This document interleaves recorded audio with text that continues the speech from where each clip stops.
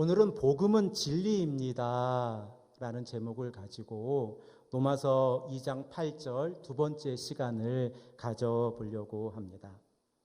우리가 지난 시간에 살펴본 바와 같이 로마서 2장 6절 말씀을 보면 행위의 주체로서 하나님이 등장을 하십니다. 그리고 그 하나님께서는 각 사람에게 그 행한 대로 보응하신다라고 말씀을 하고 있고, 여기에서 이 행위는 율법의 행위가 아니라 믿음의 행위이다라고 말씀을 드렸습니다. 그리고 7절 말씀, 참고 선을 행하며 영광과 존귀와 썩지 아니함을 구하는 자에게는 영생으로 하시고 라고 말씀을 하고 있습니다.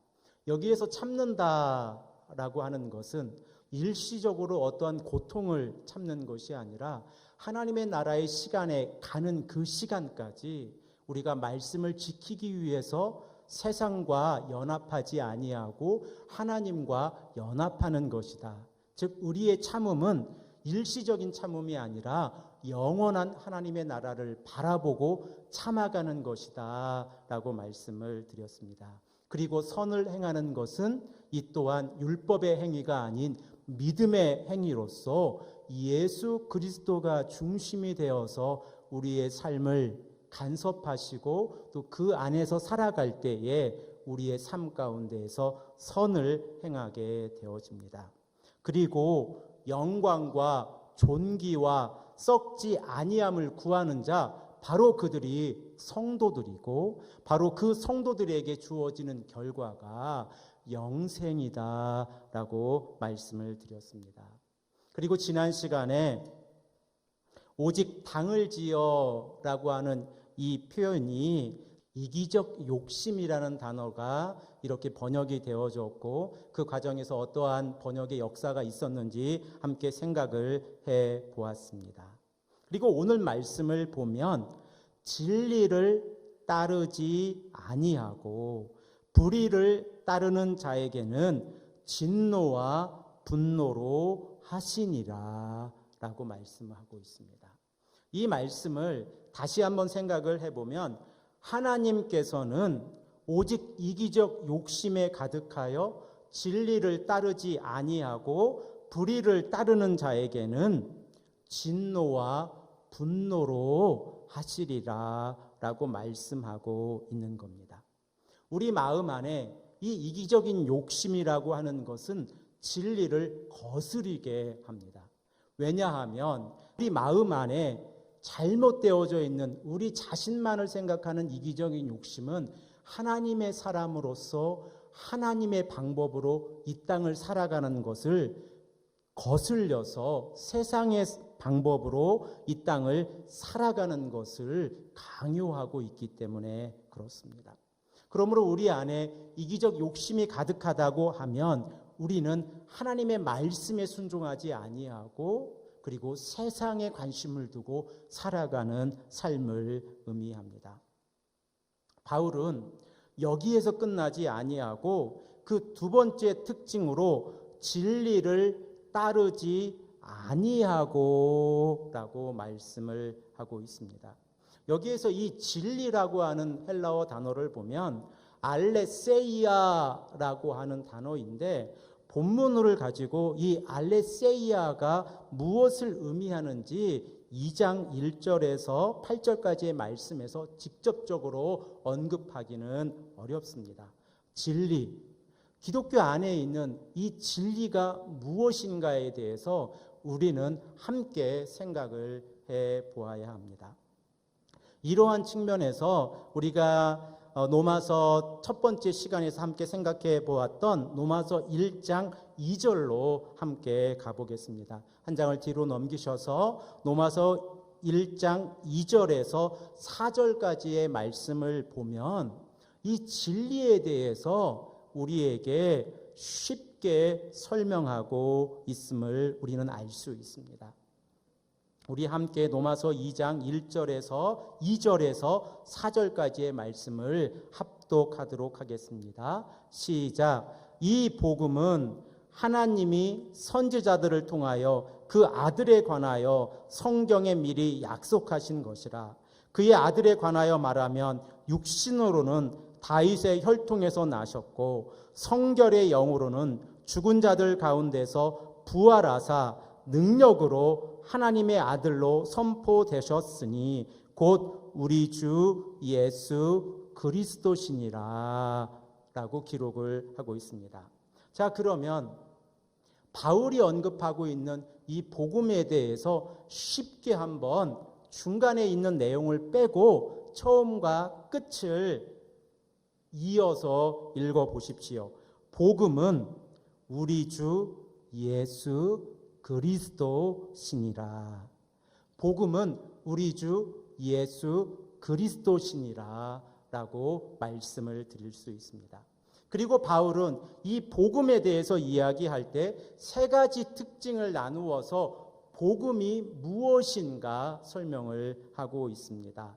그 첫 번째 특징은 하나님이 선지자를 통하여 그 아들에 관하여 성경에 미리 약속하신 것이라. 즉 복음은 구약 성경에 예언되어져 있는 메시아 예수 그리스도이시다 라고 말씀을 하고 있습니다. 그리고 또한 두 번째 특징으로 그 아들에 관하여 말하면 육신으로는 다윗의 혈통으로 나셨고 그리고 성결의 영으로는 죽은 자들 가운데서 부활하사 능력으로 하나님의 아들로 선포되셨느니라 라고 말씀하고 있습니다. 즉 복음 안에는 예수 그리스도의 부활이 포함되어져 있는 겁니다. 그러므로 우리가 이러한 입장에서 복음에 대해서 생각을 해보면 복음은 예수 그리스도이십니다 라고 우리가 선포할 수 있습니다. 또한 복음은 구약 성경에 예언되어져 있는 메시아이고 그리고 바로 그 복음이 다윗의 혈통으로 나오신 예수 그리스도이시며 그가 죽음에서 부활하셔서 승천하시고 하나님의 우편에 앉으신 예수 그리스도입니다 라고 선포할 수 있습니다. 이 복음에 대해서 마가는 단도직입적으로 이렇게 시작을 합니다. 마가복음 1장 1절 말씀을 보면 하나님의 아들 예수 그리스도의 복음의 시작이라. 하나님의 아들 예수 그리스도의 복음의 시작이라. 이렇게 단도직입적으로 이 복음에 대해서 설명을 하고 있습니다. 그러므로 우리는 이 복음이라고 하는 것이 예수 그리스도입니다 라고 하는 사실을 우리 마음 안에 가득 채우고 있어야 합니다. 그리고 로마서 1장 17절 말씀, 복음에는 하나님의 의가 나타나서 믿음으로 믿음에 이르게 하나니 기록된 바 오직 의인은 믿음으로 말미암아 살리라.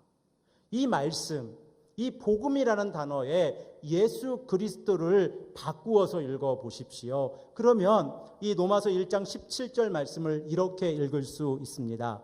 예수 그리스도에게는 하나님의 의가 나타나서 믿음으로 믿음에 이르게 하나니 기록된 바 오직 의인은 믿음으로 말미암아 살리라 라고 말씀하고 있는 겁니다. 그러면 복음을 따르는 자와 복음을 따르지 않고 불순종하는 자의 차이 또는 그 결과는 무엇입니까?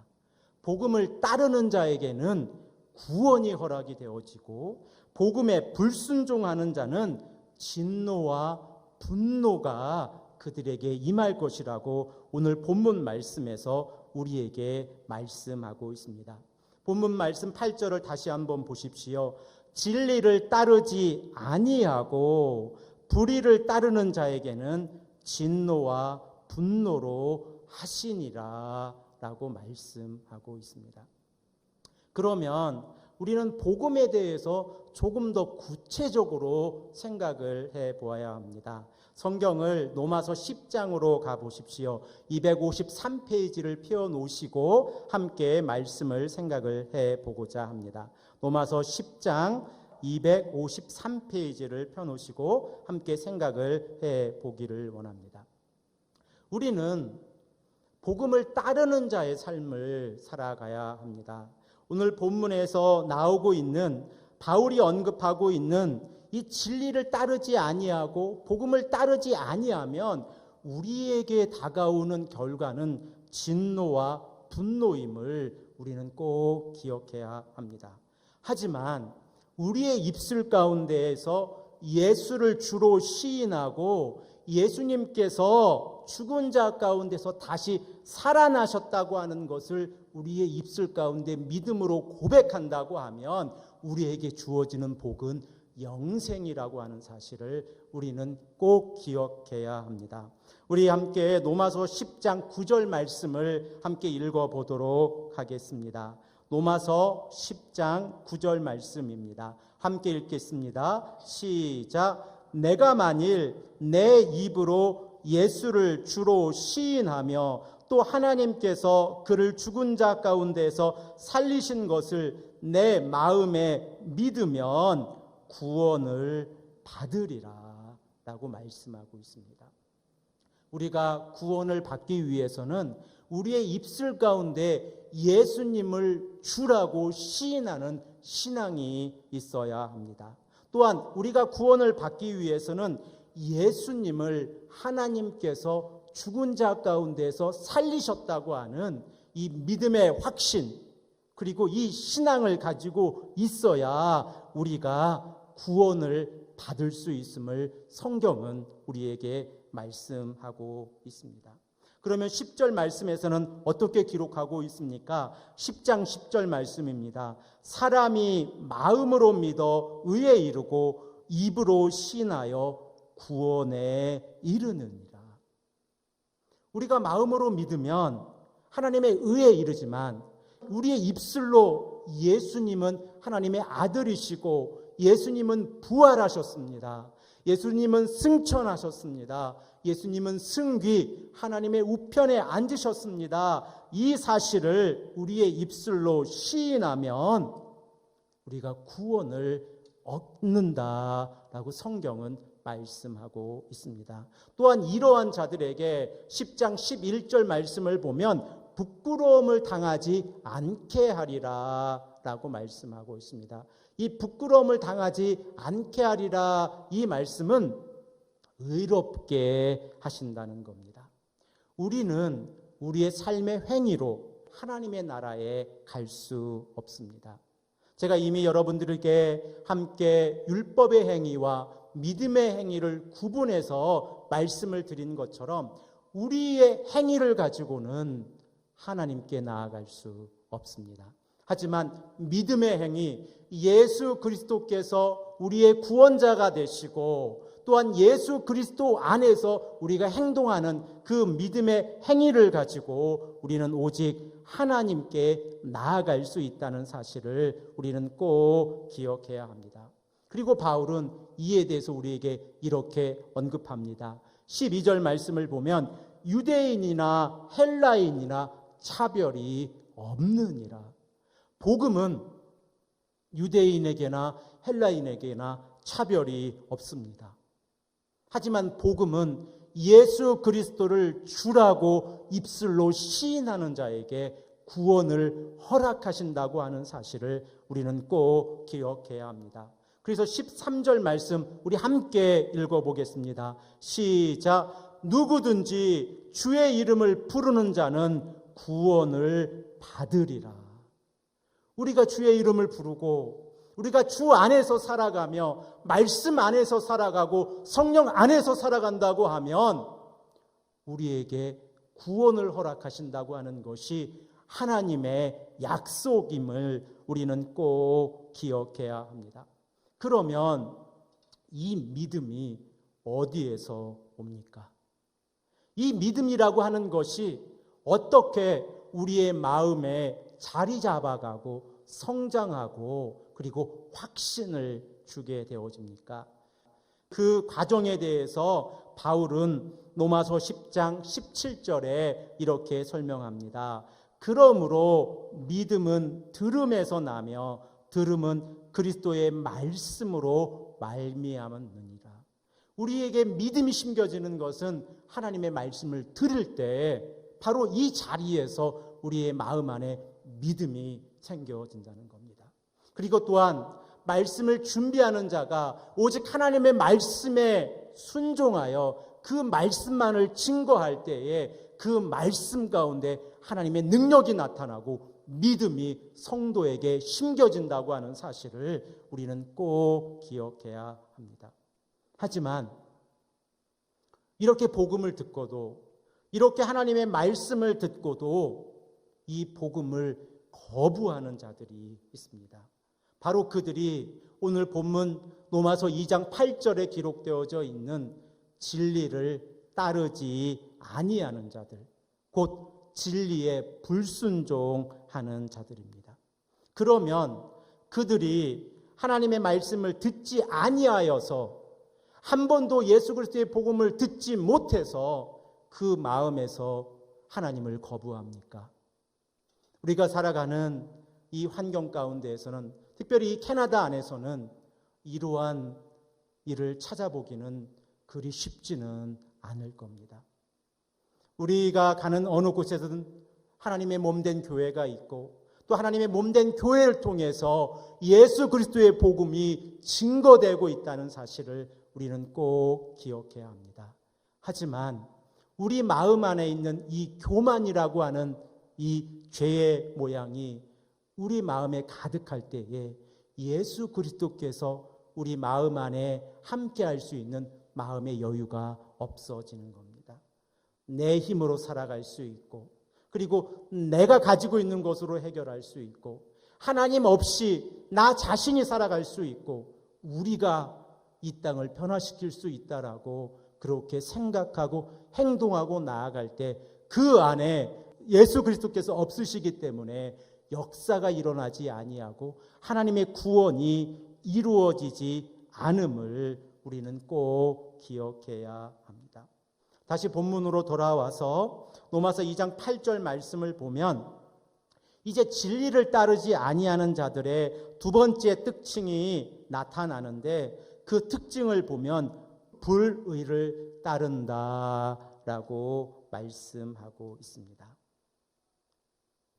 로마서 1장 17절에서 어떻게 기록하고 있습니까?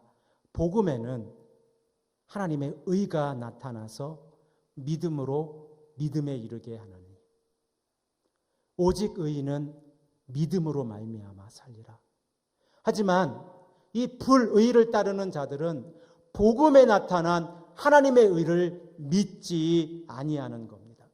그리고 복음이 전파되는 곳마다 찾아가서 그 복음이 전파되지 못하도록 역사하는 겁니다. 이러한 일들이 신약 시대를 살았던 이 사도 바울의 삶 가운데만 일어나는 것이 아니라 우리의 삶 가운데에서도 동일하게 일어나고 있음을 우리는 알 수 있습니다. 특별히 세속화라고 하는 이 이름을 통해서 세상이 주는 평안함으로 인해서 우리는 교회를 멀리하고 하나님의 말씀을 받아들이지 아니하고 세상의 힘으로 세상을 살아가려고 하는 그러한 어리석은 삶을 살아갈 때가 많이 있다는 겁니다. 사도행전에 보면 바울이 복음을 증거할 때 어려움을 겪는 일을 기록하고 있습니다. 특별히 사도행전 13장 50절로 가보십시오. 211면에 있습니다. 이제 바울이 비시디아 안디옥에서 복음을 증거합니다. 이 복음이 비시디아 안디옥에 있는 사람들, 특별히 경건한 귀부인들과 유력한 자들이 예수 그리스도를 믿게 되자 유대인들이 이 경건한 귀부인들과 유력자들, 힘이 가지고 있는 정치 권력자들을 선동해서 이 바울을 비시디아 안디옥에서 내쫓는 모습이 50절에 기록되어져 있습니다. 우리 함께 읽어보겠습니다. 시작. 이에 유대인들이 경건한 귀부인들과 그 신의 유력자들을 선동하여 바울과 바나바를 박해하게 하여 그 지역에서 쫓아내니 라고 말씀하고 있습니다. 하지만 그들이 박해를 받았지만 52절 말씀을 보면 제자들이 복음을 듣고 나서 기쁨과 성령으로 충만하였다라고 말씀을 하고 있습니다. 그리고 바울과 바나바가 이고니온에 바로 가게 되어지는데 그곳에서도 그들은 박해를 받고 쫓겨나게 되어집니다. 하지만 복음에는 살아있는 하나님의 능력이 있기에 이 복음을 들은 자들은 기쁨과 성령이 충만하여 그들의 입술 가운데 가만히 있을 수가 없어 복음을 증거하는 삶을 살아갈 수 있었다는 겁니다. 그러면 바울이 전한 복음은 무엇입니까? 사도행전 13장의 말씀에 이 바울의 설교가 기록되어져 있는데 그 내용들을 하나씩 살펴보면 이 내용을 우리가 알 수 있습니다. 바울은 사도행전 13장을 통해서 예수 그리스도가 구원자이십니다. 예수 그리스도가 복음의 핵심입니다. 이 사실을 선포하고 있는 겁니다. 사도행전 13장 23절 말씀에 우리의 시선을 고정하고 함께 읽어보겠습니다.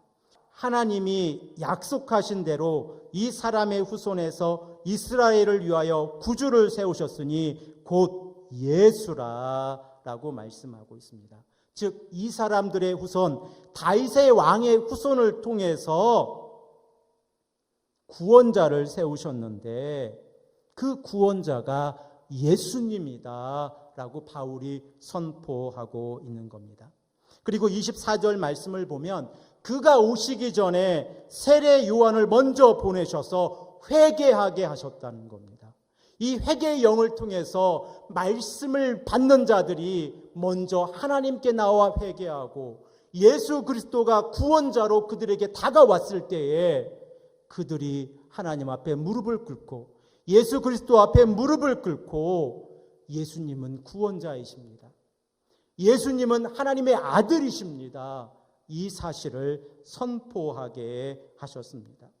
그리고 바울은 26절 말씀을 보면 형제들아 아브라함의 후손과 너희 중에 하나님을 경외하는 사람들아 이 구원의 말씀을 우리에게 보내셨거늘. 이 구원의 말씀이 누구이며 무엇입니까? 이 구원의 말씀이 예수님이고 그리고 이 구원의 말씀이 예수님께서 우리의 죄를 위해서 십자가에 못 박혀 죽으시고 부활하시고 승천하시고 승귀하셨다는 바로 이 사실입니다. 그리고 이 말씀이 전파되어졌을 때에 사람들은 예수를 빌라도의 손에 넘겨 십자가에 못 박혀 죽게 하였습니다. 하지만 30절 말씀을 보면 하나님이 죽은 자 가운데서 그를 살리셨느니라. 하나님께서 예수 그리스도를 죽은 자 가운데서 살리셔서 우리의 구원자로 삼아 주셨다는 겁니다. 또한 33절 말씀을 보면 곧 하나님이 예수를 일으키사 우리 자녀들에게 이 약속을 이루게 하셨다 함이라 라고 말씀하고 있습니다. 구원의 약속, 하나님의 약속이 예수 그리스도를 통해서 우리에게 이루어졌습니다. 34절 말씀을 보면 이제 부활의 소망에 대해서 우리에게 믿음의 확신을 주시는데 34절 말씀을 함께 읽겠습니다. 시작. 또 하나님께서 죽은 자 가운데서 그를 일으키사 다시 썩음을 당하지 않게 하실 것을 가르쳐 이르시되 내가 다윗의 거룩하고 미쁜 은사를 너희에게 주리라 하셨느니라. 다시는 썩지 아니하는, 다시는 육신의 죽음으로 인해 우리의 영혼이 죽지 아니하는 은혜를 허락해 주셨다라고 말씀하고 있는 겁니다. 이를 고린도전서 15장 52절에서 54절 말씀을 보면 이렇게 선포하고 있습니다. 나팔 소리가 나매 죽은 자들이 썩지 아니할 것으로 다시 살아나고 우리도 변화되리라.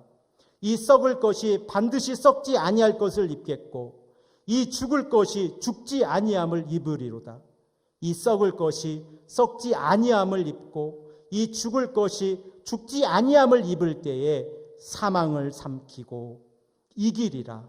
기록된 말씀이 이루어지리라. 아멘. 이 말씀에 부활의 소망에 우리가 신앙생활하고 있기에 우리는 죽음 앞에서 두려워할 이유가 없습니다. 그리고 또한 우리는 죽음이라는 것을 두려워할 것이 아니라 죽음은 하나님의 나라에 들어가는 시작이라는 믿음의 확신을 가지고 하루하루 살아가야 합니다. 그러면 이러한 믿음의 확신을 가지고 살아가는 자들에게 하나님께서는 사도행전 13장 39절에 어떻게 말씀하고 있습니까? 또 모세의 율법으로 너희가 의롭다 하심을 얻지 못하던 모든 일에도 이 사람을 힘입어 즉 예수 그리스도를 힘입어 믿는 자마다 의롭다 하심을 얻은 이것이니라. 우리가 예수 그리스도를 믿었을 때에 우리는 의롭다함을 이미 받았습니다. 우리의 옳음, 우리의 행위의 옳음으로 의롭다함을 받은 것이 아니라 예수 그리스도를 믿는 믿음을 통하여 우리가 하나님 앞에서 의롭다함을 받은 것입니다. 그 의롭다함을 받은 자들이 성도로 이 땅을 살아가는 삶의 방식은 달라야 하므로 성경은 우리에게 이렇게 말씀하고 있는 겁니다. 하나님께서 각 사람에게 그 행한 대로 보응하시되. 이는 율법의 행위가 아니고 믿음의 행위입니다. 우리가 의롭다함을 받았기에 우리가 영원한 하나님의 나라를 우리 마음 안에 이미 얻었기에 우리는 믿음으로 행동할 수 있는 겁니다. 우리가 영광과 존귀와 썩지 아니하는 이 믿음의 정체성을 가지고 신앙생활하고 있기 때문에 우리는 참고 선을 행하며 영생을 바라볼 수 있는 것입니다. 이것이 복음이고 이것이 사도 바울이 지속적으로 자신의 서신서에서 말씀하고 있는 복음의 핵심입니다. 그러므로 우리는 복음으로 준비되어져 있어야 합니다. 그 누구에게, 우리 이웃에게, 아직 하나님을 알지 못하는 자에게 우리가 복음을 설명할 때 복음이 무엇입니까? 예수님이 누구입니까? 성경은 무엇을 말씀하고 있습니까? 여러 가지 질문들을 가지고 있었을 때에 우리는 아주 간결하고 정확하게 복음에 대해서 설명할 수 있어야 합니다. 복음은 예수 그리스도이십니다. 복음은 예수 그리스도이십니다. 이렇게 선포하고 나아갈 때에 믿음의 역사가 일어나고 이렇게 선포하고 나아갈 때에 이 복음을 통해서 하나님의 성령의 역사가 우리의 삶을 통해서 이루어진다는 사실을 우리는 꼭 기억해야 합니다. 에베소서 6장 15절 말씀을 보면 평안의 복음이 준비한 것으로 신을 신어라 라고 우리에게 권면하고 있지 않습니까? 복음은 우리에게 평안을 줍니다. 왜냐하면 이 복음을 믿고 살아갈 때에 우리는 죽음을 두려워하지 않고 믿음으로 나아갈 수 있기 때문에 그렇습니다. 그러므로 우리의 입술 가운데 복음이 늘 살아 있어야 합니다. 어느 곳에 가든 우리는 복음을 증거하고 어느 곳에 서 있든 우리는 복음을 이야기하고 우리 자녀들에게 그리고 우리 이웃에게 우리 가정에게 이 복음을 설명해야 합니다. 이 복음이 다음 세대에 전파되어져야 하고 그리고 또 이 복음이 살아 움직여 이 공동체, 우리 신앙의 공동체가 하나님 앞에서 바르게 살아갈 수 있도록 노력해야 합니다. 하지만 참 어렵습니다. 세상은 우리에게 참 많은 것을 허락하고 세상의 유혹으로 복음으로부터 멀어지면 많은 것이 편해진다고 우리에게 이야기하고 있습니다. 성경적 가치관, 성경적인 세계관, 특별히 이 복음을 붙잡고 살아가는 자들에게 지속적으로 유혹하는 것은 세속화라고 하는 것입니다. 이 세속화라고 하는 것은 성도에게 지속적으로 묻고 있습니다. 물질이 주는 평화가 얼마나 큰지 알고 있느냐? 그리고 그 물질의 평화가 이 땅을 살아가는데 얼마나 많은 이로움을 우리에게 허락하고 있는지 아느냐? 복음은 하나님 나라 가기 바로 전에 믿으면 되는 거지. 지금부터 왜 고생하며 복음을 믿고 그 말씀에 순종하고 살아가려고 하느냐? 이렇게 우리에게 도전합니다. 또한 이 캐나다에서 살아가고 있는 우리들에게는 개인의 인권이라고 하는 것이 성경적 가치관을 뛰어넘는데 왜 개인의 인권을 가지고 성경적 가치관을 기준으로 이것이 죄라고 이야기를 합니까? 우리에게는 개인적인 인권이 있습니다.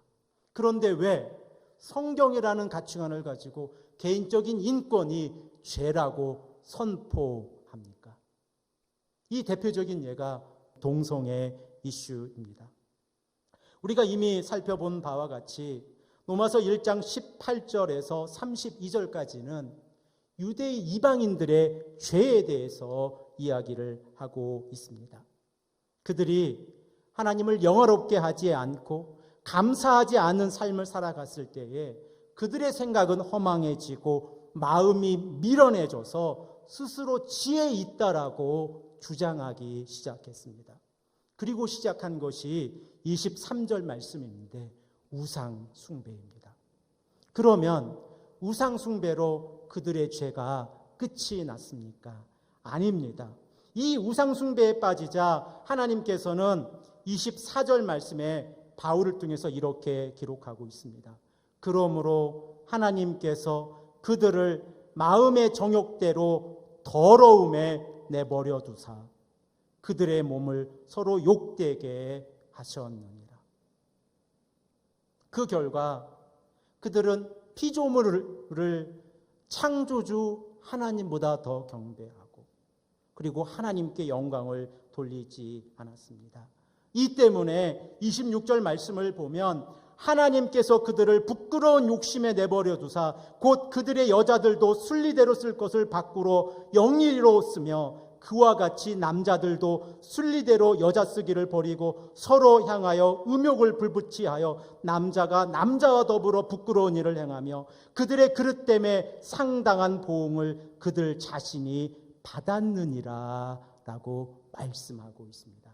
이 말씀을 근거해서 우리가 세상에 선포할 수 있는 것은 만일 우리가 이 세상에 동성애가 죄가 아닙니다 라고 선포하면 우리는 이렇게 선포하는 겁니다. 기독교는 우상 숭배를 인정합니다.